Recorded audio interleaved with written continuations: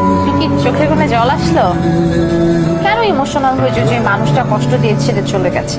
না না মানে এটা আমার জীবনের সুইট পার্টের মধ্যে সব থেকে Sweetest part. সুইট পার্টের মধ্যে একটা একটা পার্ট।